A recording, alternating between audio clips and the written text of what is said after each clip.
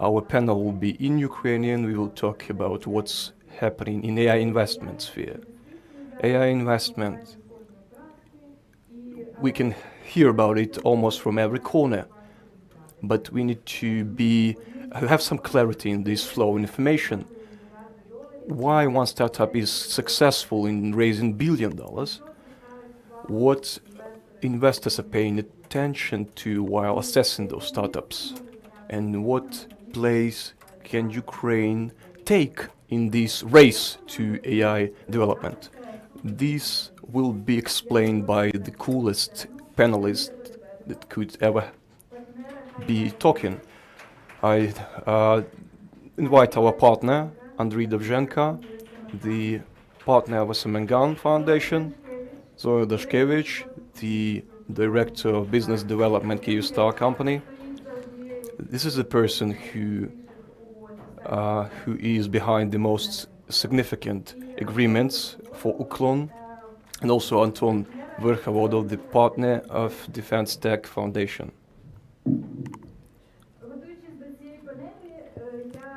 Preparing to this panel, I asked the question to Leonid what he has in his portfolio for AI startups, and he answered that basically all of them are AI into certain respect.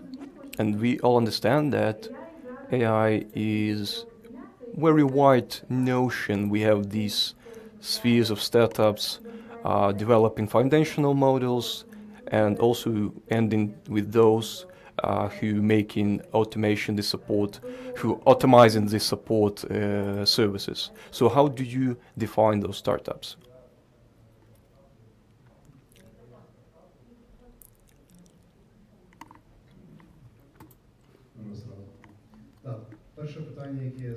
The first question I asked to Anna is how to define AI startups.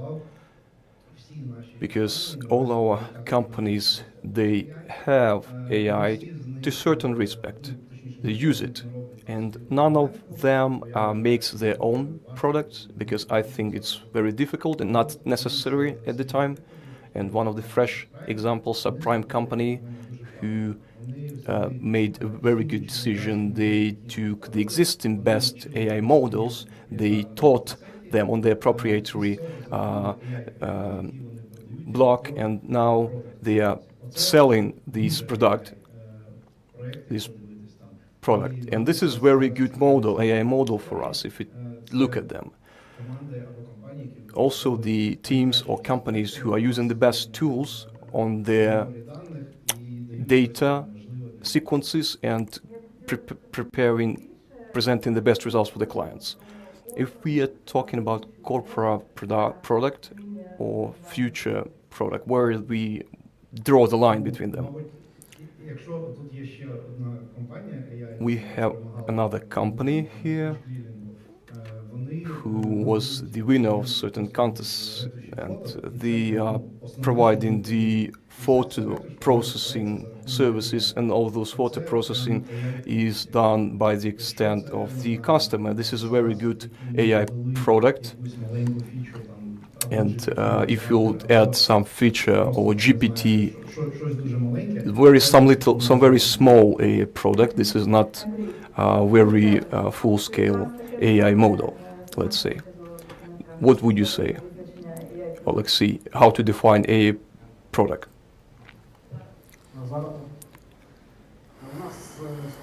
We have similar opinion. In the portfolio, we have companies who use their own neural networks, who taught them by themselves. There are companies who use their own data sequences. They use neural networks created and made available.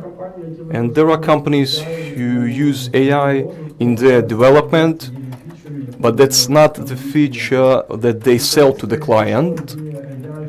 And to answer this question, what's AI and what's not AI, the client can answer this question. You come to the client, you ask, I have this tool, it's developed in AI, then it's $20 more expensive. If the client say, yeah, it's a good price, I would pay even 30. If the client will say, well, I don't give any damn on this, I don't care, I would not pay $20 for that, then your company is not AI, is not AI ready, so to say. When you assessing startups, you say that we are having companies using their own data set, or in the other case they use the available AI model, creating the product satisfying the client. Does it influence the assessment of the startup, in your opinion?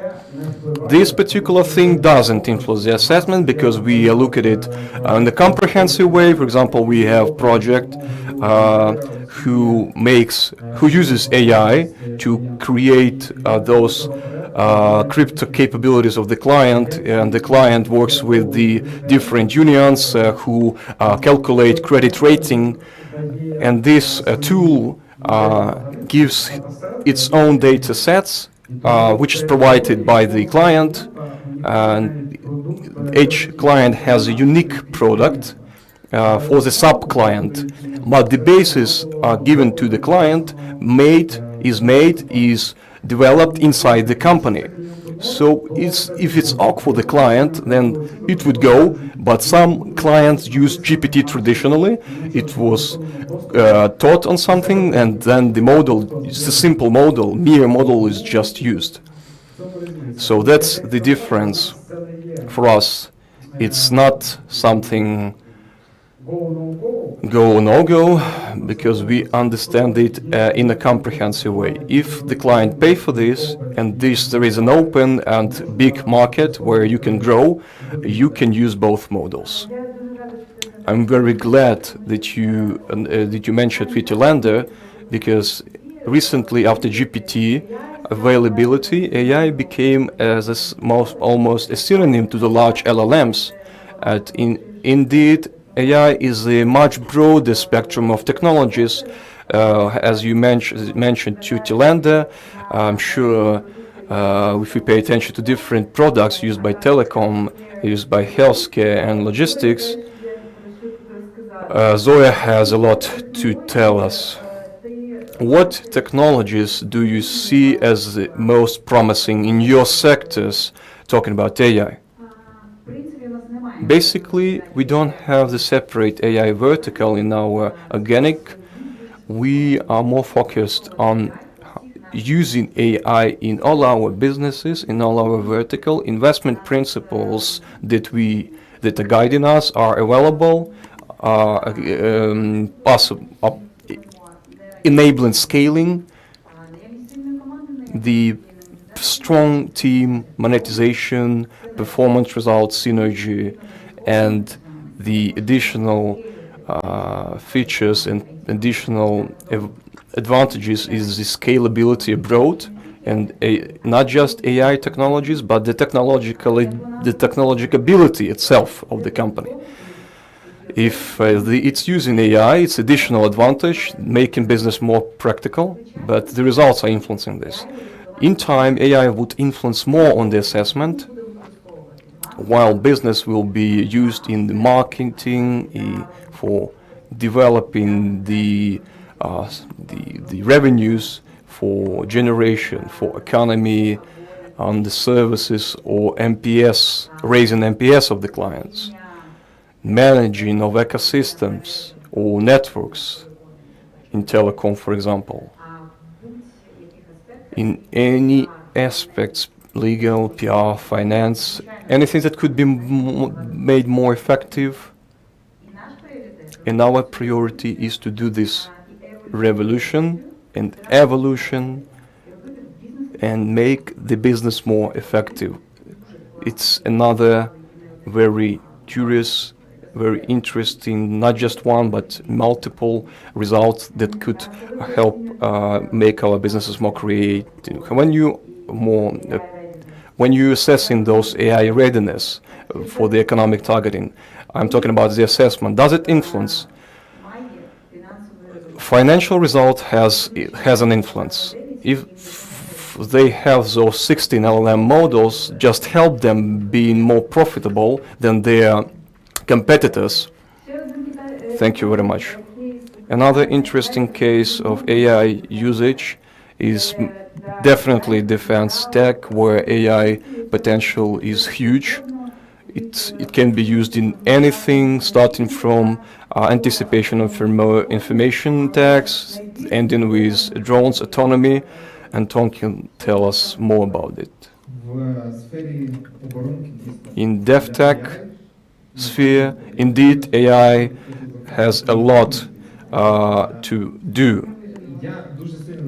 I will not talk much, not to be expelled, but when we're looking at startups in defense sphere, everyone started to put AI everywhere in their captions and their descriptions, but when they answering the question, what are you actually do? Are you developing of core AI, or are you just developing some infrastructure? Or some elements, or you just use some AI elements for your product. So it's a very vertical thing, and you are using AI horizontally, and this horizontal story can help us to learn, investigate some enemy material, or help us make decision to hit it or not to hit it. One of the interesting projects, it's not a startup, unfortunately, but for Ukraine it's happily, but for us unfortunately, this is a project that helps us to aggregate data from different sensors. We know where they're situated, but different sensors and open sources to localize the targets, not some just random targets, but we are talking about front line, 10 kilometers, 15 kilometers. So Ukraine made it in-house, everything that Palantir should be in these presentations, what tools are used, what products are used, and very, very beneficial.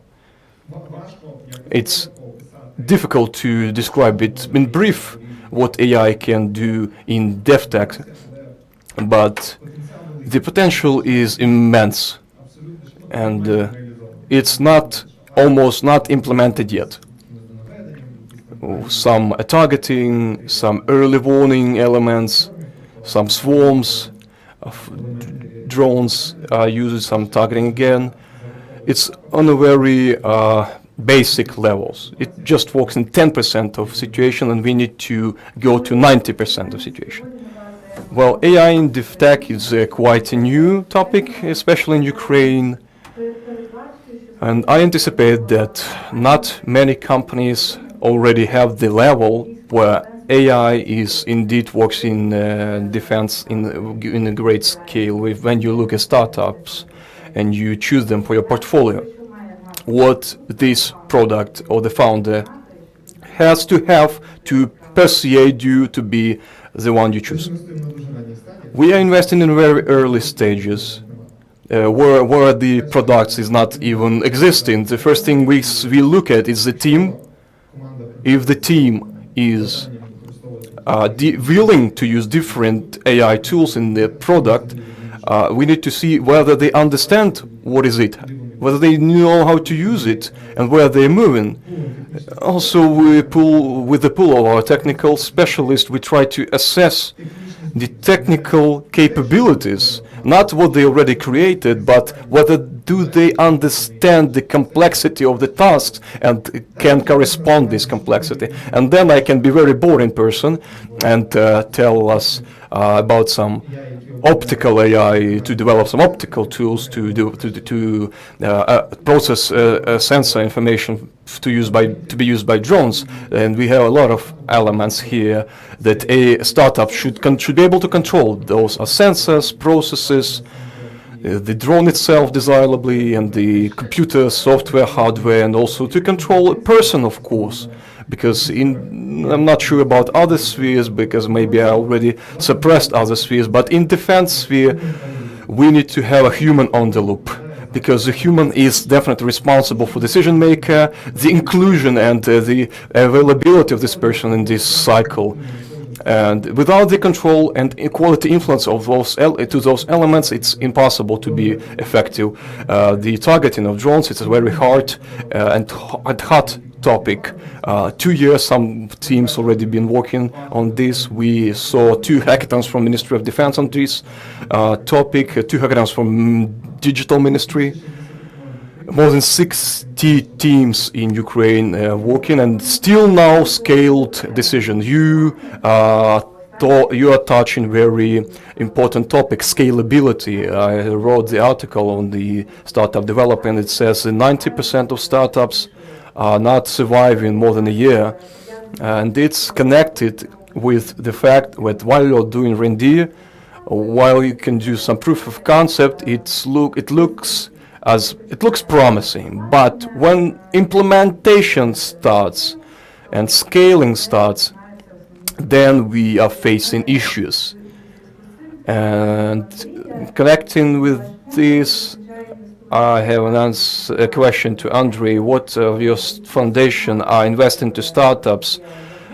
What signals are important for you to assess the potential for scalability of technology?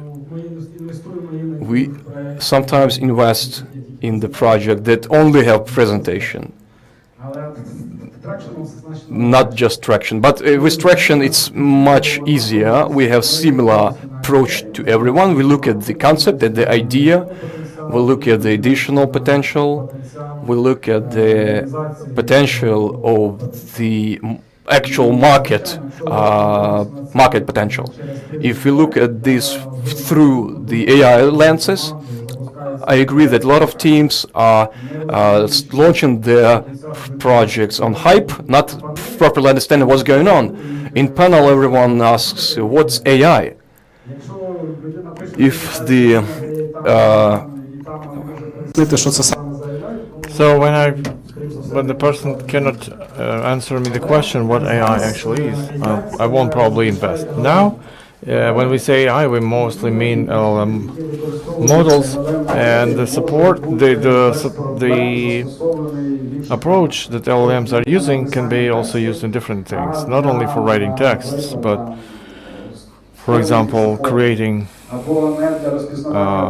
like recognition of objects, recognition of different things, so other models, not language models. If there's a team that will create their own model, will train their neural network to solve certain very narrow task, it will lose to a big LLM model in general issues, but it will win in some narrow niche. So recently we looked at a project that using AI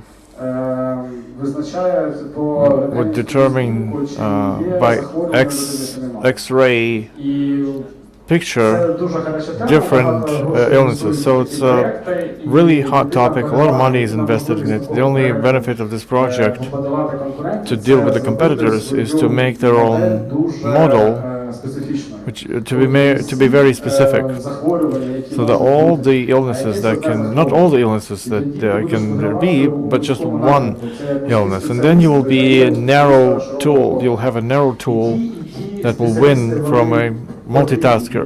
We need both. We need multitaskers and we need narrow and specific clandestine tools.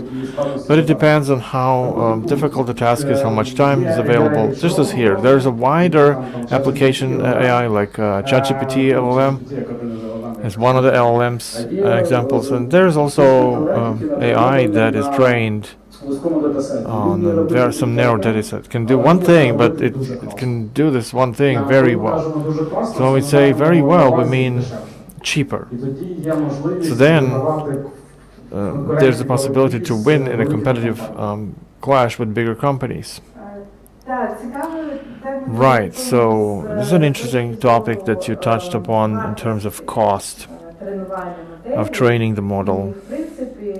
And basically, there's an opinion that at the moment, so far, it takes too expensive to create a model. So we still can employ humans. How do you determine, maybe Leonid will add, where is it justified to use AI really compared to using human resource, human capital, or you're only look 10 years ahead of time and the humans have no chance. Well, we believe that it's about in 4 years AI will do everything for us. At least we dream about this. But if you talk about startups, we don't evaluate the cost of the use. We are mostly assessing, is the client ready to pay for it? And there's a great story. We looked at the startup at the end of the last year. Well, they made a great thing. In theory, they could save great money for brands, for fashion brands, because you don't need to actually create clothing, hire a team, photographs, and they use it as a selling point. So the customers, all the customers were ready to use it. There were some big brands, and so the question for a customer, either to spend $200,000 for photo setting campaign or pay $5,000 to AI that'll create everything. Well, they were ready to pay $5,000, but the problem was that first of all, it's easy to repeat and copy. The existing models started copying it. Generic models started copying it. Like Andriy said, they're not so good in specific and clandestine things or something super original. Second problem is that there are competitors now who, in the US, they raised some 100 million for seed capital, and Ukrainian investors could not afford that, and it broke the trend because competitors were fast to train the best models. It started giving better results, and we didn't invest in a lot of similar projects that shut down, and I know. Well, how ready the customers to pay, it's one of the arguments. So I have a question to Zoia. Those who are ready to pay, and I'm confident that there are many startups would like to work with Kyivstar, and also know that you have a great number of internal AI projects. What is your assessment? How justified are the investments into AI? Because they can be pretty big, but also what is worth for a startup to make to create something with a company like Kyivstar? First, the scale of impact. Through SON system, we can impact the efficacy of our network, to manage the network, being proactive in solving problems and technological issues without human factor, to improve communication, and it works. It's a business case. It's one of the examples. But in order for startups to cooperate with us, you have to have a strong product team, to an understandable product, understandable use case, a practical use case for us that it can give us on bottom line or top line, and a scalable impact on our businesses, either in services or marketing. Ideally, if you can scale it up to other markets as well, or scale to our B2B customer base, then it's going to be a venture. We can start with commercial partnership, just as we did with Healthy. We started with commercial partnership, and then in 2 or 3 years after getting to cooperate with them, we started a joint venture. So it's a great story. There'll be more of that. There's not much time left, although there are many questions. I would like to focus now on what's happening in Ukraine. Maybe a short version. What do you think? If there was a call for startups to tell the entrepreneurs who are only beginning to build something in Ukraine, what is hot now, what investors want to know, and what can be successful, not only in the Ukrainian market, but also globally. So, those who start and investors are different things. And what can be successful? Well, I mean investors from global market, not only in Ukrainian ones. So I support Anton here. I see that um, defense and AI is something that look to, and there are many unsolved projects with alignment. I counted some 27 teams who are trying to work on the target acquisition. So Anton knows 63 more. So there's a lot to do in here, and there will be a great demand on that because we see this whole defense tech, the world defense tech. It was a bubble because there are many buzzwords. There's a lot of hype. Everybody's doing some AI and going to the space, but it doesn't work on the front line, turns out. And now Ukrainian teams have the opportunity to really test their products, but it has to be done quickly. You have to you have to have capital and resources, because I know many teams who made a great solution 2 years ago, but still cannot sell it, still cannot ship it to the troops and get feedback. So I'm a big proponent of working in this in defense tech. Unfortunately, we have a great testing field. Unfortunately, we have expertise, we have feedback from the military, and I think that I'm looking at this first of all. Anton, maybe you will add something about defense tech. Of course, defense tech is important, no questions asked, but I would agree with general idea, but I'll pinpoint some things. And maybe I don't agree with Ukraine being a testing field. I said this before.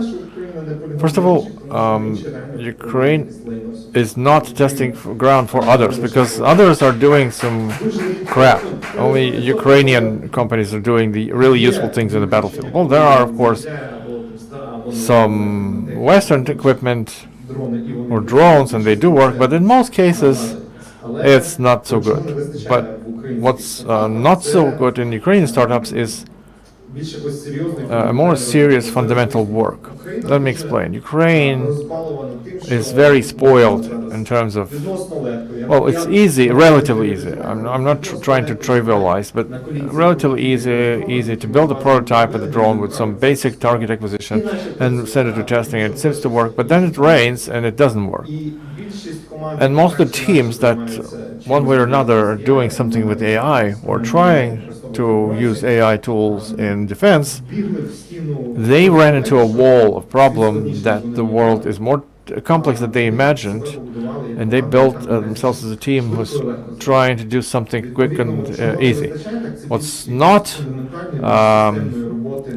enough is fundamental systemic work on products for military use. That means not just some, well, like drone target acquisition, that drones that they can use different cameras in different situations with different balance of other drones, and so on and so forth. And at the same time, it's not 100 kilos of weight, and it's a systemic issue that I don't think it can easy to resolve over 2 days on Raspberry Pi. So we hit the extreme wall. We're doing everything quick, and in some situations it does work. Another situation is in defense tech, the US and Britain, that for 3 years they're developing something and they bring it and they don't, and it doesn't work, and it's 3 years, another iteration. It's another extreme. We need to find some golden middle, the golden balance, where it's fast but also it's systemic. Not some makeshift things. Yeah, the makeshift technologies flipped the war in 2023, but now we have to flip it again into more systemic work. So, Zoe, in your wide scope of interests, what would you add? Oh, right. Other than defense, I want to add that the Ukraine is also is a testing field for cybersecurity. Cybersecurity is very important. We as Kyivstar, we know it too well, because we are being attacked 15 times a week, which is the norm, which is the default week for us. So we, as a country, as a cyber industry, we have a fantastic possibility to use these challenges and problems that need to be solved to create AI products that are not like American products, like to defend networks only and businesses only. First, they put analytics into cloud and they process it, and in 4 days they say there was an issue here. And now you have 28% of your virtual infrastructure being hacked. So a big potential of businesses that can here and now to automate based on AI to stop malicious patterns of behavior that are anomalous for this business, to stop cyber attacks of Russians that are not only attacking telecoms, but energy, banks, and it's also a challenge. It's a war where we're living, and it's the war of it's a world war because UK is being attacked, the US is being attacked, Europe is being attacked, and there are great cases in Spain where they have energy shutdowns either by aliens or cyber attacks. So we have the opportunity to make not only services, but because unfortunately in Ukraine most of the cyber companies are not product based but are service based, they're integrators and they're building a system. But to develop AI products that strengthen these systems, then Ukraine will be able to sell them on the world market and build these cases with world renowned companies. But don't joke about people who use floppy disks. It's a great defense against viruses. So Andriy, you're finalizing work. It's a responsible mission. What's your request for startups? I'll tell you that talented people are stealing others' work, so I will steal Zoya's idea. Don't develop AI. Develop products that solve some kind of problem with AI. If you implement this project and you understand that you have to write some original, some proprietary network, then you do it. But just to create AI for the sake of making AI, well, of course, 6 months, $100 million, and you will have something similar to ChatGPT. The Chinese made a cheaper copy. Well, about such. So if you have access to existing AI, you can make it quicker and $20 million. As Leon said, for our investors in Ukraine, it's heart attack because seed rounds for $200 million. It's not a frequent thing in Ukraine. So don't go into AI development. Go into product development that use AI, because AI is going to be an infrastructure soon, and you won't be asking. You don't ask what programming language you use to write AI. Maybe some of you know that Python is better. Maybe some of you are using other languages, but AI is already existing infrastructure. You can't build cybersecurity that will be online protecting you if you don't have AI. Because from the other side, there will be AI, and they will be hitting you. If you will have 100 developers sitting there, you won't do much. So AI is an existing tool. Use it. The better you use it, the better your product will be. If you create some new AI, not using NVIDIA chips, but quantum computers, well, it's great. If you understand why is it and what for, you will be market leaders. But if you don't understand how to make AI using quantum computers, use the existing AI and existing now to create a product that the market doesn't have. Great. So it's a great opinion. I think all the investors will agree with that. Thank you so much to the panel discussion participants. There are many insights to think about.